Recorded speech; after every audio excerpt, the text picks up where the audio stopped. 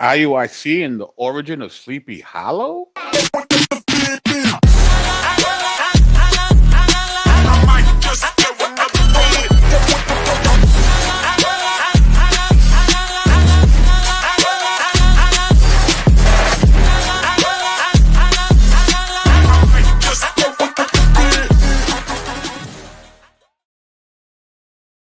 Yeah. What's going on, party people? The place to be. I go by the name of the BK Apologist, transmitting all the way live. New York is the city. Brooklyn is the borough. What's good? What's going on? What's popping? Hope everybody's doing well. See my man Remy Canadians on the check-in. What's going on, Remy Rem? We got Angela J on the check-in. What's going on? And of course, as always, if you have not yet already, please like, share, and subscribe. Please share this link. Tell a friend to tell a friend that's him again. We're really close to 5K before the year's end. We're down to maybe 100 some odd subs. Really trying to get into 5K before the year's end. And of course, that can happen unless you guys are my street team and you're out there, just letting people know that little OBK is here and he's trying to equip the saints to defend the gospel, and yeah, I have no machine behind me. It's just me and the Holy Spirit and you guys, so please, whatever you guys can do, I would greatly appreciate it. And if you'd like to be a monthly supporter of BK Apologists, you could become a Patreon where you get an assortment of goodies to enhance your personal Bible study. That's right. That's right. So, Stevie, what up? What's going on? So, yeah, everybody, please share. So, of course, as an urban apologist, I focus on defending the faith against the critiques and heretical doctrines that seems to target black and brown folk and people in general who live, in the city, the big cities, right? So, and we got love for everybody, we want our white brothers and sisters to be informed about this stuff as well. Because, I'm assuming that you have black friends. You have black and brown friends that you're also trying to evangelize. And it's good for you guys to know these arguments and that these different heretical organizations exist that try to take the gospel away from black and brown folk. So we definitely need our white allies to lock arms with us so that we can, have a unified front against falsehood. Amen. So, and of course, one of these organizations that want to take the gospel away from us is IUIC. And the way they go about doing it is by butchering every piece of literature information they could get their hands on. Right? Are they always wrong? I don't know, because I don't know every camp, every YouTube channel, because they have a lot. I'm sure there are things somewhere in which we agree with, somewhere. But for the most part, that is not the case. And the reason for that is they just their bias cripples their critical thinking. Okay, their bias destroys their ability to see things objectively. So that's not the agenda. They have an agenda, and they will use and twist any and everything to meet their agenda. Even when it comes to Sleepy Hollow, the legend of Sleepy Hollow. Like, how did this become a part of IUIC's contextualization of what they're trying to do? So when I saw that, I'm like, okay, I got to talk about this because this is wild. This is crazy work. All right. So yeah. So IUIC, the origin of Sleepy Hollow. Let's see what they say here. This is where the origin of Sleepy Hollow and getting beheaded. Keep reading. And hang them up before the Lord against the sun, Mm-hmm. that the fierce anger of the Lord may be turned away from Israel. So he said, to turn away my anger, you got to put all these Bama's heads on stakes and turn it towards the sun. Keep reading. And Moses said unto the judges of Israel, So he said, hey, time to put people to death again. slay ye every one his men that were joined unto Baal Peor. So everyone and also people in their camp, they got to be slayed because they were joined unto Baal Peor. And behold, one of the children of Israel came and brought unto his brethren a Midianitish woman. So they are saying that we can find the origin of Sleepy Hollow, the legend of Sleepy Hollow, in Numbers 25, verses 1 to 5. Let's read that, shall we? And let's see if we see any parallels. Okay? Because that's all you got to do, you know? If someone makes a claim and they give you the reason for the claim, you could go check the claim to see if it's true or not. And that's what we're going to do, right? Numbers 25. Starting verse 1. While Israel lived in Shittim, the people began to whore with the daughters of Moab. These invited the people to the sacrifices of their gods, and the people ate and bowed down to their gods. So Israel yoked himself to Baal of Peor, and the anger of the Lord was kindled against Israel. And the Lord said to Moses, take all the chiefs of the people and hang them in the sun before the Lord, that the fierce anger of the Lord may turn away from Israel. And Moses said to the judges of Israel, each of you killed those of his men who have yoked themselves to Baal of Peor. Obviously, a very dark time in the history of Israel. One of many dark periods where they had to purge the sin from the camp in a very, very fatalistic fashion.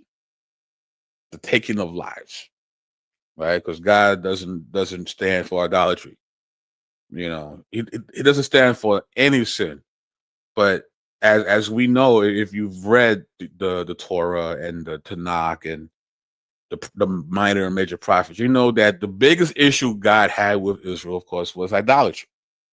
So now, looking at this passage, does anyone, and I want an answer from the chat, okay? I want an answer from the chat. Do you see any reference of a headless horseman here?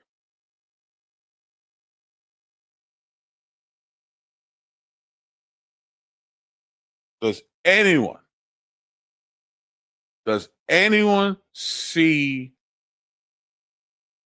a headless horseman? Right? I don't.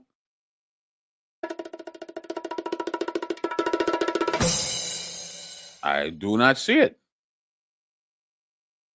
I don't see it. Right? Not at all. Nowhere. But this guy said that the origin of Sleepy Hollow comes from Numbers 25.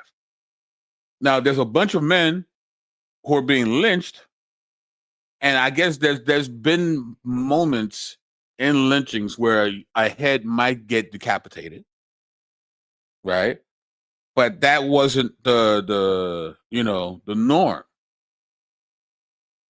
And even if they were decapitated, where's the horses that? And they should now, these decapitated humans, be running around on these horses. You see none of this.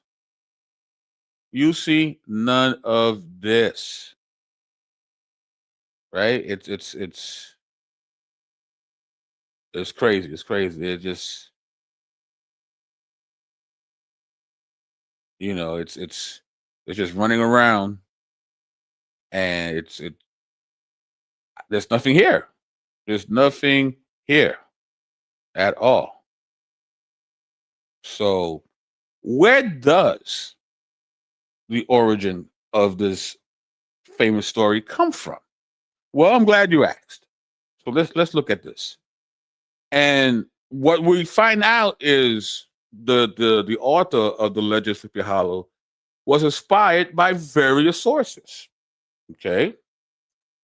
So we have Johann Carl August Massos and his book called The Wild Huntsman.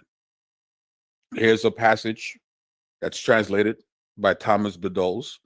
Says, then the hunter came galloping over the heath, headless, his helmet borne beneath his arm, and his horse snorting fire. The peasants crossed themselves, for none who looked at him twice ever lived to tell it.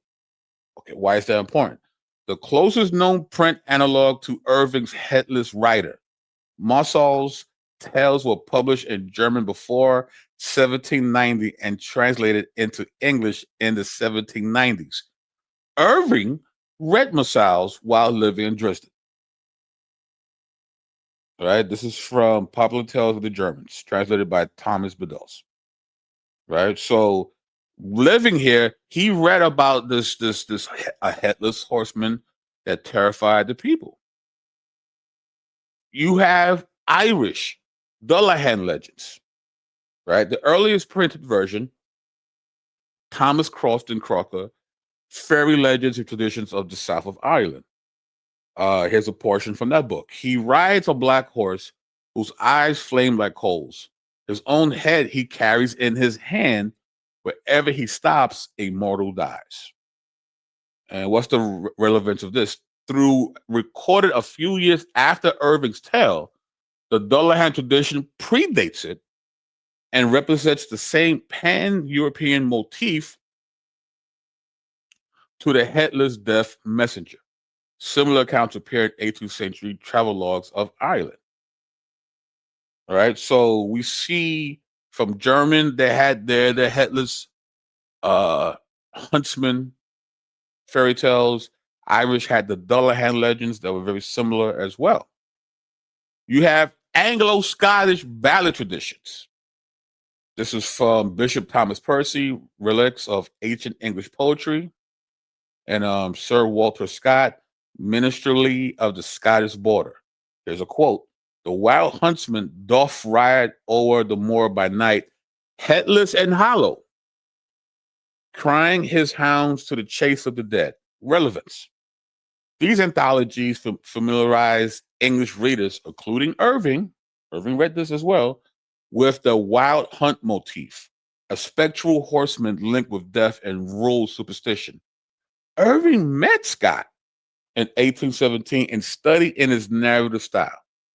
So we have the Irish tales, we have German tales, we have Anglo-Scottish ballad traditions that not only did he read these traditions, he also studied with the person who were instrumental in these particular narratives.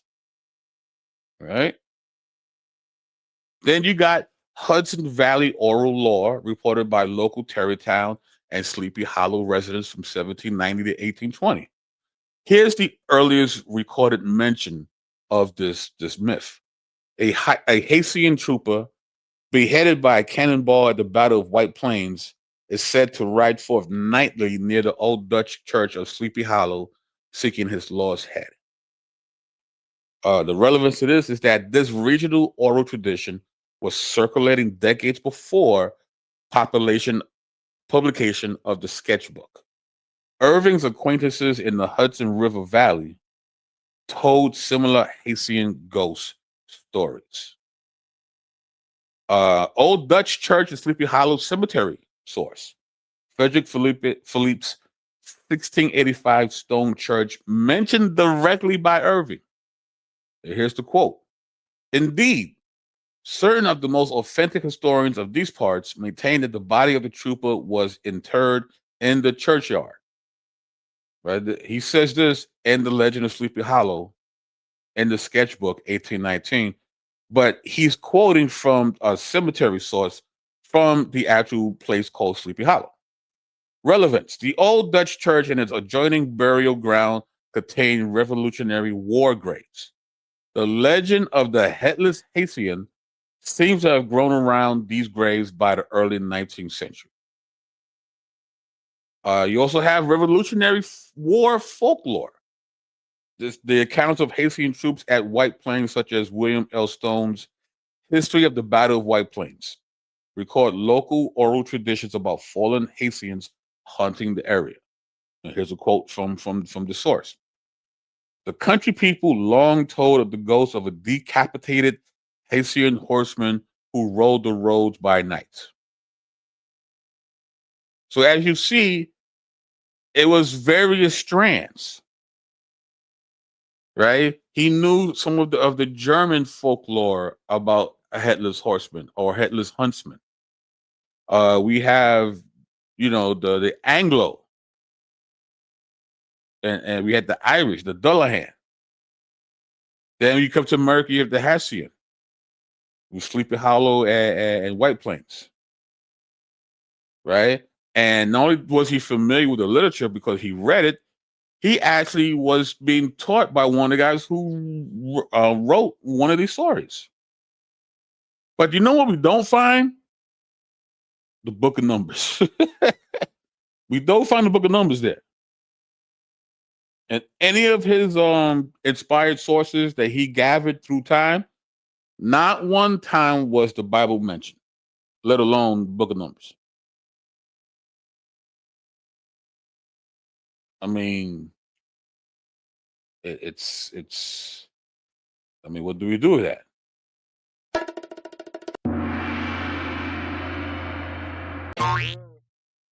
What do we do with that? It's like you literally just made that up, fam.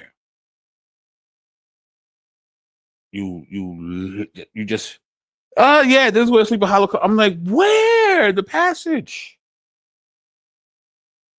It's like, okay, people got lynched, okay, but where's the guy with no head who's riding a horse, either holding his head in his arms or looking for his head? Where's that in the passage? It's nowhere in the passage. But we do find it in various folklore throughout German and Ireland and Scottish and in America, upstate New York. We find all these different, myths and stories. And Irving, took all this into consideration when he wrote his tale. So,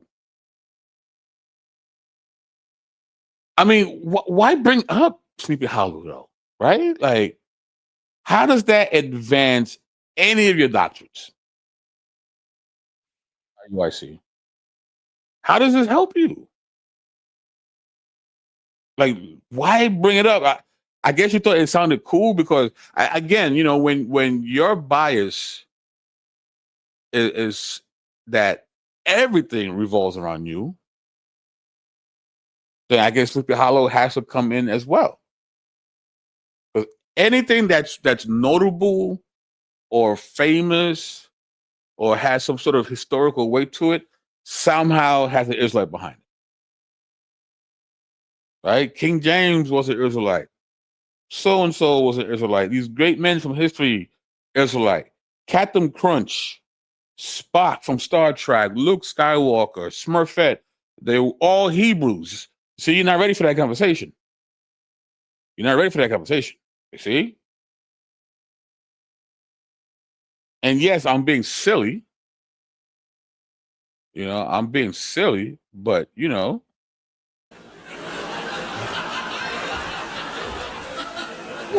but it's you know what? It would be more funny if it wasn't so sad. You know what I mean? So, like, this is how desperate they are. This is how desperate they are. That they take anything that has any kind of significance, whether it's in the sciences, sports, literature. Like, they even try to implicate Star Wars into their doctrine. I've done a video on that. Completely butchered Star Wars, which I take high offense. If you know me, I love Star Wars. So if you're gonna talk about Star Wars, you gotta come correct. Terrible. Because it's all about them. And if it's not, we'll fix it in order for it to be so. So again, I just want to have this on the record. All these little videos with all their little historical claims. I want to show the absurdity of these claims. I'm like, Sleepy Hollow, fam? There wasn't even a need for you to bring up. Like, where does this come in a conversation about Jesus? Really? I don't understand. But again, I want to put this on record so that if you have friends and family that are thinking about joining something like IUIC, you show them stuff like this. It's like, this is what you be a part of? People who have no integrity when it comes to sources, who are comfortable making stuff up as they go along. Like, this was literally, like, I don't even think other members of IUIC have this. Like, this was his own little concoction, I'm thinking. Like, I'm going to score points for the captains because look how deep I am. I was able to show how, there was Hebrew Israelism within White Plains, New York in the early 1900s with headless horsemen. Like, I don't understand. It's crazy. It's crazy. So I just want to share that with you guys. And we're going to keep, chronicling these horrible takes so that there is a public record of just how illogical and how blinded they are from seeing anything. So with that being said, guys, I am out of here. Peace.